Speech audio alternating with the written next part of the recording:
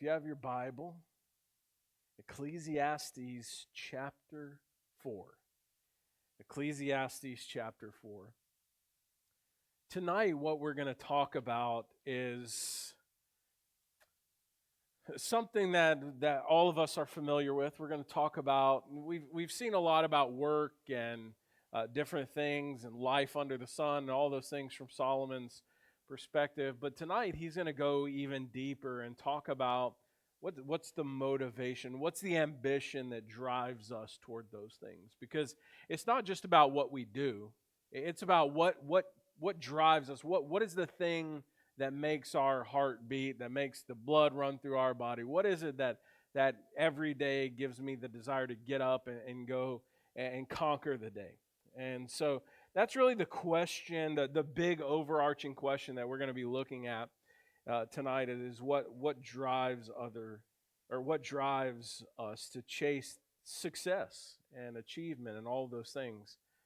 And Solomon is going to look at those things and say, well, the drive, the passion, the ambition, in and of itself is not a bad thing. But you can't just go out there and run this race in an unchecked sort of way.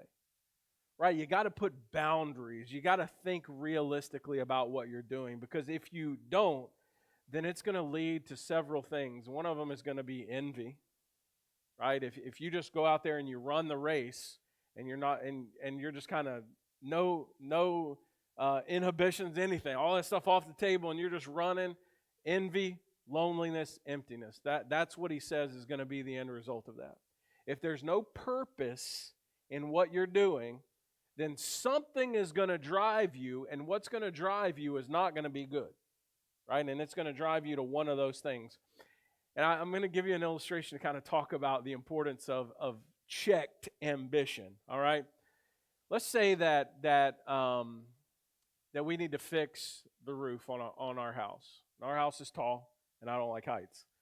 But let's say that we want to fix the roof on our house. So I get a 24-foot ladder, put it against the house. I climb up to the roof, and I get on the roof, and I turn around and look, and across the yard is my house. Right? So I put the ladder up. I put forth all this effort to overcome my fear, to climb up this ladder, to get on the roof. And when I get up there, I realize that in my nervousness and in the pursuit of wanting to fix the roof, that I put the ladder against my neighbor's house and climbed up on her roof instead. Now, she's going to be probably weirded out by that. But that's kind of what happens when we kind of operate in this world with unchecked ambition. When we're just out there and we just want to kill it, right? We don't care what we do in the process. We don't care who we hurt in the process. But I'm just going to go out there and chase my dream. I'm going to chase the American dream, and it's all about me. It's about what I want, and I'm going to build this little kingdom for myself. And what ends up happening always is that never ends well, right? And the truth of the matter is the least disturbing thing that can happen is you end up on somebody else's roof, right? The reality is that when we go out there and we live that way, things just become so messy, right? Because we forget that as we live and move and breathe in this world, it's not just about us. Yes, we have bills to pay. Yes, we have things that we want to do. But there are other people out there in this world too that are trying their best, right, to live out their dream too. When I was in law enforcement, this happened all the time, and this is the most toxic part of law enforcement, is that if you were in law enforcement and you wanted to do things the right way, like you wanted to rise up the ladder and you wanted to do it the right way by being the best cop you could be, it would never happen. The only way that you would rise to the next level, and this is, I worked in city police forces, which is a lot different than county. County has a lot more politics. City just has a lot more toxic sort of mentality. But it was how can I cut the people around me down just enough so that I look better than them, right? It's kind of like the military, right? Military is the same way, right? I was never in the military, but I know plenty of people that were in there, and what they'll tell you is that, listen, if you're not the best at stuff, the best thing you can do is make everybody else look worse than you, right? So that you rise to the occasion, right? The same thing is true in law enforcement, and the same thing is true in a lot of areas of our life. We just don't tend to look at it that way.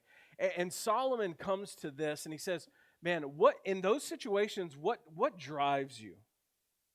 And a lot of times, if we're honest, if we are truly honest with ourselves, built within humanity, we all have a competitive nature.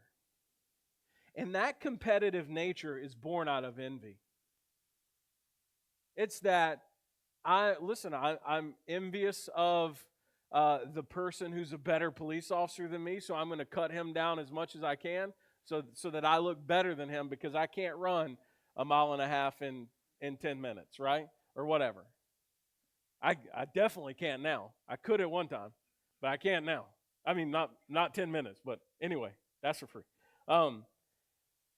But I'll do everything I can. Why? Because I'm competitive. Because I want to take that next step. I want to rise to the occasion. I want to be at that next level. But I'm not as good as so and so. So out of envy, right? I'm going to do everything I can to tear them down, to take them down at the knee, so that I can get up to that next level. So it's that, or drive can lead us to lonely work that isolates us. So instead of just cutting people off, we just cut people out. Right? We just say, well, you know what? I'm going to do something where I don't have to worry about other people. I don't have to do this. Now there are a lot of jobs, that's just the nature of the job. It's a lonely job. It is what it is. There are jobs like that. But you know that there are people working in offices with people all around them, and they are the loneliest people on the planet. Because they're so focused on themselves that they isolate themselves from everybody else. You know that there are people out there working in the world that they have such a drive for recognition that they may be the most recognized person in your office. They may get all the rewards, but they are completely and utterly unsatisfied. You know that you can go to office buildings around this country and you can see people's names on plaques in that office that won awards because they were so good at what they did, then they don't work there anymore. But their plaque may be, their name may be on every plaque in that place. But they're not there. Why? Because they tried to find satisfaction in the recognition. They tried to find value in the work. And they were left isolated and lonely. Or they tried to find satisfaction in rising up the corporate ladder at the expense of other people, and they realized that is an equally lonely and desperate place as where they started at the bottom. Solomon shows us that the pursuit of success, when it is driven by envious competition, when it's driven by isolated work, when it's driven by, I'm going to say the need for popularity because that's just kind of the best way to put it. He says when we're driven by all of those things, then everything is, I know this is shocking, vanity. It's like chasing the wind. If you're living your life this way, then you're never going to find satisfaction. You're never going to have hope. You're never going to have joy in what you do. Now, the good thing about the text and what we're going to see over this week and the next week is that the good thing about this particular text is Solomon tells us there's a better way. There's a better way for us to operate in this world, a way that puts value on relationships, that puts value on finding contentment in this world, that finds value in a life centered around God's purpose, right? So you see, we have these three sort of worldly ways to pursue I'm going to say the American dream because we're American, right? We can use these worldly ways, right, under the sun to pursue the American dream, understanding the consequence of it. Yes, you will rise to the corporate ladder, but everything, you'll still be unsatisfied. You'll never be happy, right? It's just the way it is. Or we can live and move and breathe in this world from a different perspective, a perspective as God looks at the world, and we can put value instead of on envy, we can put value on relationships with other people. And born out of that then is that separation from isolation and contentment, being content in what you're doing and a life centered on God's purpose. It gives you that value that you need in what you do to find ultimate true satisfaction. This is what Solomon says. Then I saw, this is Ecclesiastes 4, beginning in verse 4. Then I saw that all the toil and all the skill in work come from a man's envy of his neighbor. This is also vanity and striving after the wind. The fool folds his hands and eats his own flesh. Better is a handful of quietness than 2 handfuls of toil and a striving after wind. Again, I saw vanity under the sun. One person who has no other, either son or brother, yet there is no end to all his toil. And his eyes are never satisfied with riches, so that he never asks, for whom am I toiling and depriving myself of pleasure? This is also vanity and an unhappy business. 2 are better than 1, because they have a good reward for their toil. For if they fall, one will lift up his fellow. But woe to him who is alone when he falls and has not another to lift him up again. Again, if 2 lie together, they keep warm. But how can one keep warm alone? And though a man might prevail against one who is alone, 2 will withstand him. A threefold cord is not quickly broken. Better was a poor and wise youth than an old and foolish king who had no longer knew how to take advice. For he went from prison to the throne, though in his own kingdom he had been born poor. I saw all the living who move about under the sun, along with that youth who was to stand in the king's place.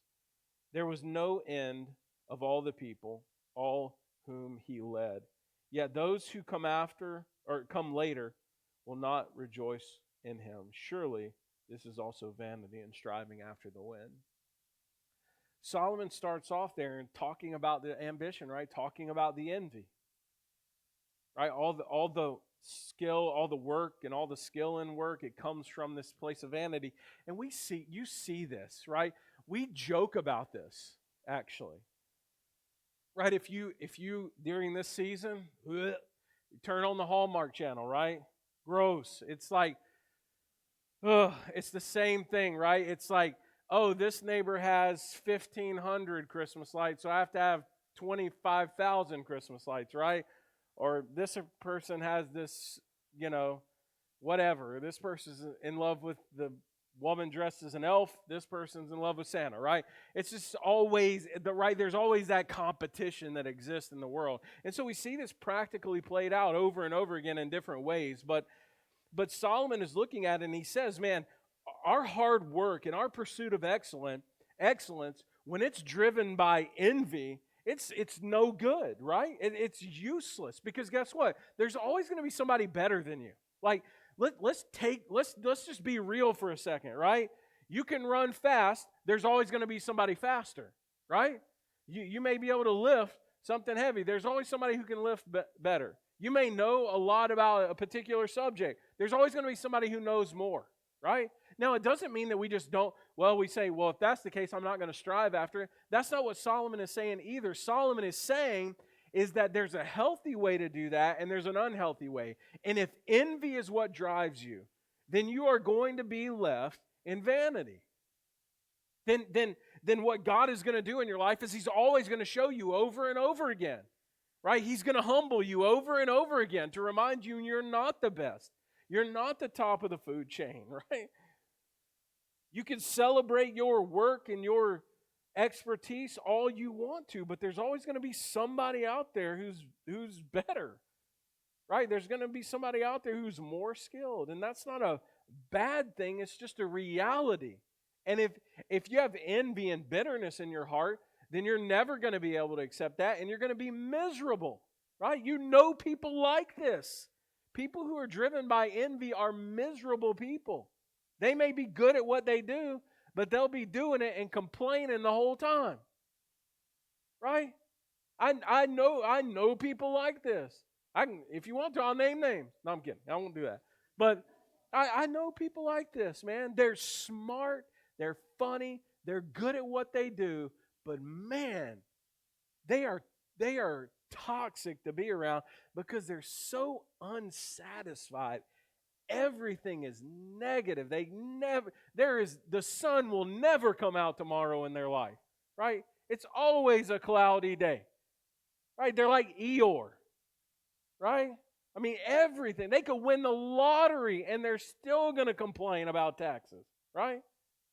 There's just always something, right? That's what happens when we're driven by envy for other people, is we're never satisfied, right?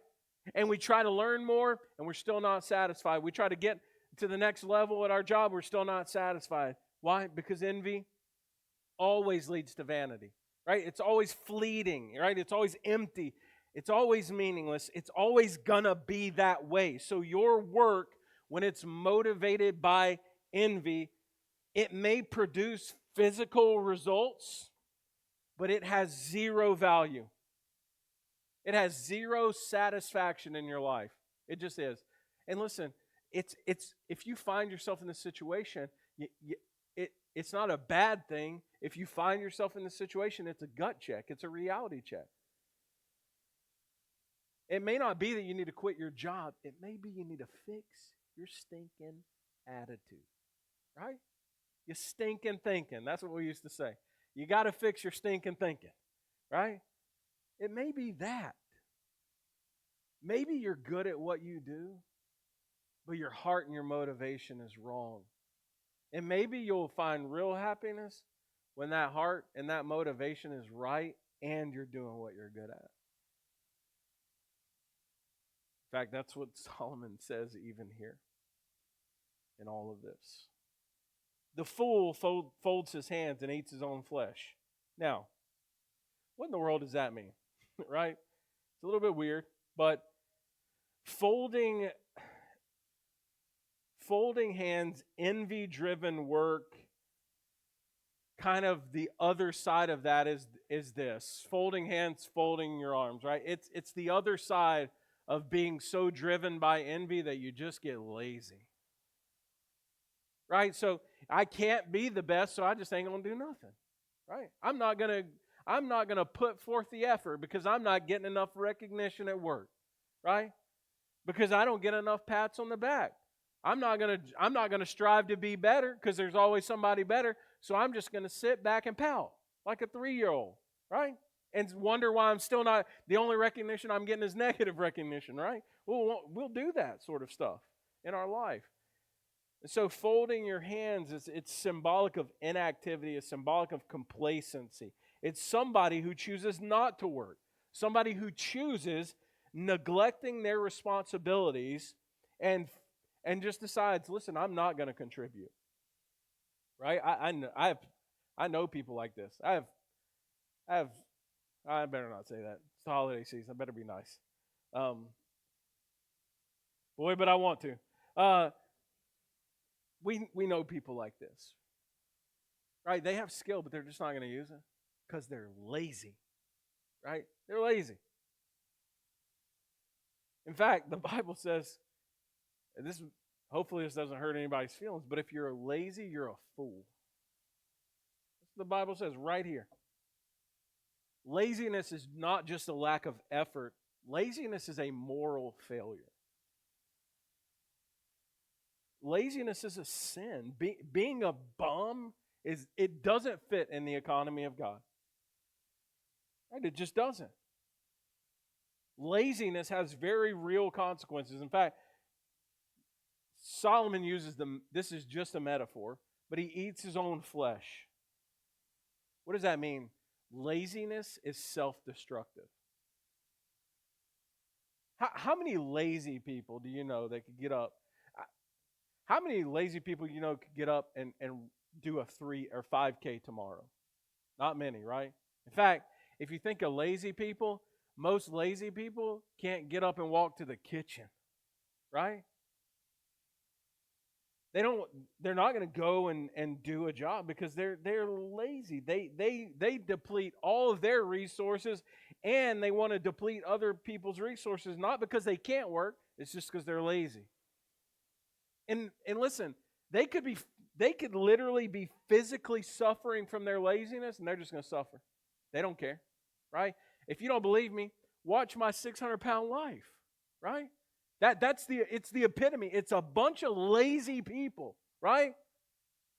Now, some of them, they have mental problems, right? The rest of them are lazy, right? And the people with mental problems, it's not just that they have mental problems and they're lazy, right? It's comorbidity, right? There's two things going on there. But at the end of the day, the reality of all of them is they're lazy. That doctor, he says, that one lady was like, I don't eat. He said, oh, your weight doesn't say that, right? I mean, that's the kind of, I haven't been eating for 3 weeks. Right? That's a lie, right? And I mean, that's what the doctor basically says. And over and over again on that show, what does he say to people? Hey, the problem is you're lazy, right? You don't care. Right? You don't care about progress. You don't care about moving forward. You don't care about your life. You don't care about the potential of your life. Why? You're stinking lazy. You're a bum. Right? That's what Solomon says. He says bums eat their own flesh. They just waste away. They just waste away. So overworking, envy-driven work is destructive, but so is not working altogether. Now, I'm not talking about, listen, I'm not coming down on everybody. Some people are handicapped and can't work. Listen, I have people in my life, right, that cannot work. They can't, right? Physically, mentally cannot work. But you know what their desire is? To work. That's not lazy. Lazy is having every possibility and capability to get your rear end up and go work, and you don't. You just lay around like those people in my 600-pound life. You just go to McDonald's and order 52 Big Macs, and you're like, I don't understand why I weigh 600 pounds, right? Anyway, I don't know why. I haven't watched my 600-pound life literally in forever. I don't know why, and I didn't write that down. That just came to me in the moment, so that was for free. But, yeah, weird how that works. Anyway, so don't be lazy. At the end of the day, don't be lazy, right? Don't be driven by envy and work yourself to death. That's absurd. But also don't be a bum, right? Laziness brings on a deep sleep. The shiftless go hungry, right? Laziness brings on a deep sleep. When you don't work, you're hungry. That's Proverbs 19:15. 2 Thessalonians 3:10, people say that ain't in the Bible when you quote it, but if anyone is not willing to work, let him not eat, right? Proverbs 6:6-8, right? It talks about an ant working, preparing for the future, right? How many of you have ever seen an ant asleep? Like not your ant, but like the animal, the beast, right? How many of you ever looked down and there's an ant just like in the lounge chair out? No, they're always working. They're always preparing. They're always moving. They're always doing something. Why? Because they ain't lazy. All right? Don't overwork yourself out of envy, but don't underwork yourself because you're a bum. Better is a handful of quietness than 2 handfuls of toil and striving after the wind. Solomon says, listen, there's wisdom in contentment. You have these two extremes, but then Solomon kind of brings in this balance in all of this. A handful of quietness. What is that? It's contentment. It's peace. It's sufficiency in what you're doing. It's a handful. It's having enough, right? Not too much, not too little, but having a handful, having just enough quietness. What is that? That's inner peace, right? Freedom from this sort of frantic living out in the world, trying to strive after everything. No, you have peace. And he says, a handful, enough peace is better than two handfuls of toil. He says, listen, you can go run after that. You can be driven by envy. You can be driven by laziness, right? But all of that is going to lead you to anxiety and dissatisfaction. What is this talking about, really? It's quality over quantity. That's what Solomon is ultimately getting down to. You know that there are people who work themselves to death and accomplish nothing. Right? I have known people, God love them. I have known people that they'll spend 15 hours at work doing something, and I can walk in the next day and do the same thing and be done in 15 minutes. Right? There are plenty of situations like that you can think of, I'm sure, in the world. It's quality over quantity. We have a modest, peaceful life. It's far better than sort of an overambitious, hey, I'm going to cut everyone off at the knee because I'm going to climb the corporate ladder. I'm going to have 15 jets and 42 boats, and I'm going to have 15 houses, and that's when I'm going to have contentment and peace. And then you get there and you don't have contentment and peace. And Solomon says, yeah, that's because you have two handfuls of toil, right? Manure. You have two handfuls of work, but you ain't got nothing to show for it because you still ain't happy. And so it's better to have one handful, enough peace, than to have two handfuls of this unchecked sort of work. It's kind of the difference between restful trust and restless striving. Right? We go to work. We do what we got to do. But we trust. Ultimately, at the end of the day, I trust that if I do what I do for the glory and honor of God, then everything's going to work out. If I go out there and I just tear people to shreds to get to the next level, then I trust that everything's going to work out too, just not in the same way and not in a good way, right? And there's a lot of verses on this. Godliness with contentment is great gain. That's what 1 Timothy chapter 6 says. Psalm 37 and verse 16, better is the little that the righteous has than the abundance of many wicked. Again, I saw vanity under the sun, verse 7. One person who has no other, either son or brother, yet there's no one to end all of his toil. For his eyes are never satisfied with riches, so that he never asks for whom am I toiling and depriving myself of pleasure. This is also vanity and unhappy business. He says there are a lot of people out there going and they are doing everything they can to build their own kingdom. And then they realize they've built their own kingdom. And they're the only ones in it. You know how many rich people die unhappy and alone? Or not, maybe they're not physically alone, but they are lonely. You know how many people spend their entire life working, their entire life driven by envy, and so they work 27 hours a day and they spend 2 minutes with their family, and then what happens when they get on their deathbed? It's the same thing every time. Well, I wish I would have spent more time with my family. Why do people say that? Because they're doing all this working for the wrong reason, and they end up depriving themselves of pleasure, of life. And Solomon says, this is also vanity and an unhappy business, right? You can work yourself to the bone if you want to. And I'm not saying that work in and of itself is bad. I'm saying what he's getting to is the heart of your work. Right? Yeah, maybe some days you work all day and all night. Maybe you do that some days. But if that's the summation of your life, then you want to ask some serious questions about the ambition behind what you're doing.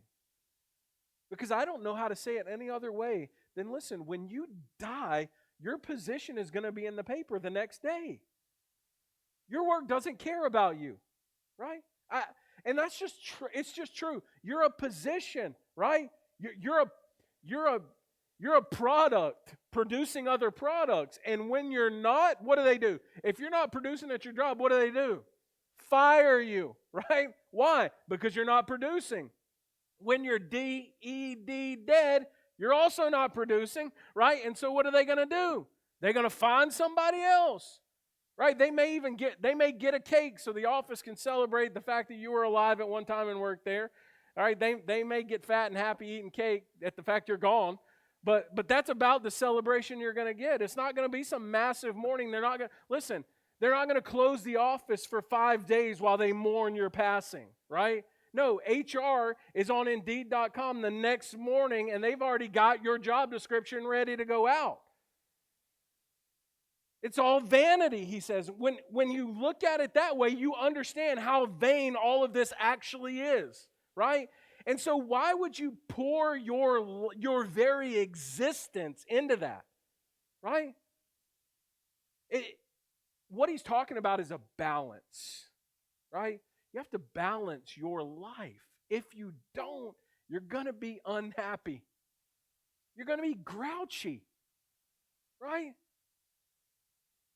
In fact, you can ask my wife this. If I don't have a healthy balance, if I'm working too much and not chilling out, I become insufferable, right? I'm grouchy, like everything ticks me off, like the smallest thing, like I'm ready to, right? I want to go punch the refrigerator. I don't know why the refrigerator, but it seems fitting, right? You see, everything, right? Why? Because that's vanity. That's what happens when you're looking at this, and it's vanity under the sun. When you have a wrong perspective on all this, there's no end to your work. When there's no end to your work, it weighs on you. You have to ask the question, what are we working toward? What are we working for? Because if we're working for the wrong reason, then it's vanity. Then we're going to be unhappy, we're going to be unsatisfied. 2 are better than 1 because they have a good reward for their toil. For if they fall, one will lift up his fellow. But woe to him who's alone when he falls and has not another to lift him up. Again, if 2 lie together, they keep warm, but how can one keep warm alone? And though a man might prevail against one who's alone, 2 will withstand him. A threefold cord is not quickly broken. He says, and we know this, 2 are better than 1. If I need to accomplish something, a huge task, I may be able to accomplish it on my own. But imagine if there's someone else who's competent and able to help me in that process, and I bring them in that process.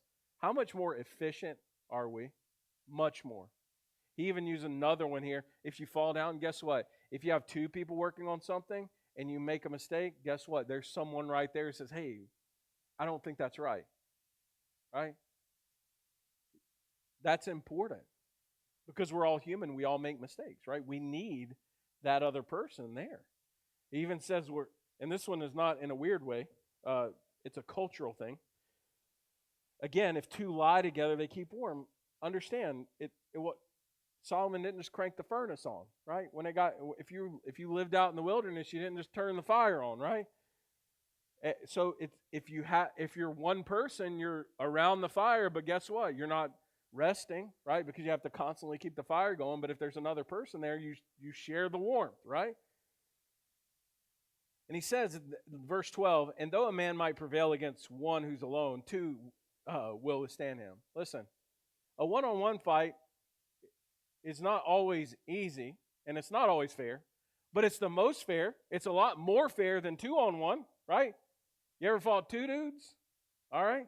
You ever fought 2 crackheads? Just kidding. That was a police joke. Sorry. Been there, done that, right? But it's different, right? It's harder, right? You're generally, unless you're something special, you're probably not going to win that fight if you're the one and they're the 2. And he even says, a threefold cord is not quickly broken. Now, transition from fighting 2 crackheads to this. Rachel and I, at our wedding, don't worry, we're going somewhere. Rachel and I at our wedding did not fight crackheads, but we did do a threefold cord, right? Because it's symbolic of something. it's not just symbolic of the importance of relationships, although it is symbolic of that, but it goes to show you what it really means for the covenant of marriage, because it's not just about relationships for us and our wedding, it was about the covenant of marriage. Two cords wrapped together incredibly strong, but two cords wrapped around a third cord. Have you ever tried to cut through a threefold cord? It's not easy, right? It's not like you take a pair of scissors and just snap through it. No, it takes immense amounts of force to break that cord. In fact, if you can break it with your hands, you're probably some sort of freak of nature. But most people can't break that cord. Solomon says that's the way we need to be operating in this world. Not as the Lone Ranger who's gonna go out there and save the world, but as this threefold cord, as this person who's in relationship with other people, who has that third cord, who has God in the middle of it all, who's really at the heartbeat and the driving force behind it all. When you have God at the center of that, and then you have people working together toward a task or a mission, yeah, Solomon says that's unstoppable. It's unbreakable, right? Not only are you going to accomplish something, but you're going to do it well. You're going to kill it. Better was a poor and wise youth than an old and foolish king who no longer knew how to take advice. Listen, this is all I can tell you. Don't be an old fool, right? Don't be someone who thinks you can't learn. Solomon says it's better to be a young person who has nothing than an old, foolish king who thinks he has no need for advice, who thinks he's got all of this figured out. For he went from prison to the throne, though in his own kingdom he had been poor. He's talking about the kid. I saw all living who move about under the sun, along with the youth who was to stand in the king's place. He said, the old fool that thinks he has nothing to learn, he's going to fall. He's going to fail. This young poor kid who has nothing, who has humility, who sees things from the right perspective, who's running the race that God has set before him with a right perspective. Yeah. That's the one that rises. That's the one who stands in the kingdom. There was no end to all the people, all who he led, yet those who come later will not rejoice in him. Surely this is also vanity and striving after the wind. You can be in the most prominent position of power, but nobody's going to remember you. Nobody's going to remember you. Nobody. They may remember your contribution, maybe. But eventually, what did Solomon say before? They're going to forget. Somebody else is going to come along with the next great idea, and all those years you spent working toward that one idea that was awesome and everybody loved, and it made your bosses $1 bajillion. Then somebody comes along and is like, hey, let's take 10-second videos and put them on a thing called TikTok, and then all of a sudden the business explodes into $1 bajillion business, and no one remembers you. That one thing that you did that made them millions, you're not even in the record book, right? They didn't just take you off the payroll, they took you out of the history book of that company, right? Don't be an old foolish king who has it all, but is still a fool, right? Who thinks he can't take advice or correction. Be the one who learns, the one who grows, the one who goes from the prison, from nothing, right, to the throne. But do it the right way. Right? Do it the right way. Driven by the desire to honor the Lord in what you're going to do. Not by being better than somebody else, not because you're envious, right? You're certainly not going to rise to the occasion if you're a bum, but don't be a bum either, right? But also don't isolate yourself thinking that you possess all the gifts you need to make a name for yourself and build a kingdom for yourself. Because you will build it, but it's going to be for yourself. And you're going to be laying on your deathbed, and no one's going to be there because you built the kingdom for yourself and you left everyone else out because it was all about you. Solomon says, don't be that sort of person. Look at things from God's perspective with wisdom. Prioritize relationships, meaningful relationships in your life. Find satisfaction in the Lord and then go and do. Right? Not the other way around.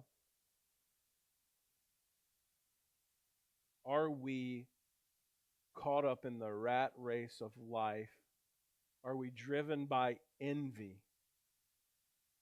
Do we sacrifice peace and relationships, even faith, in the name of success?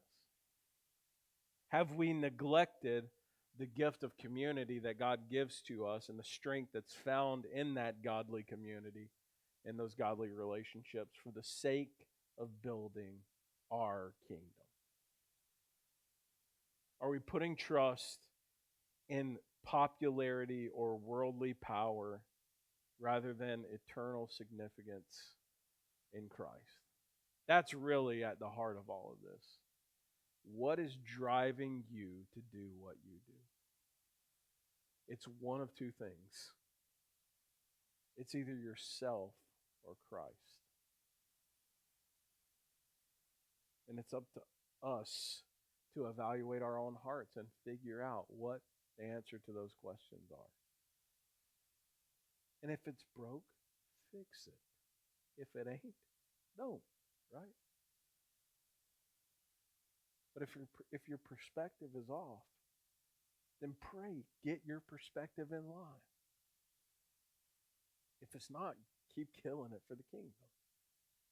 The kingdom, not your kingdom, the kingdom. Any questions about this tonight?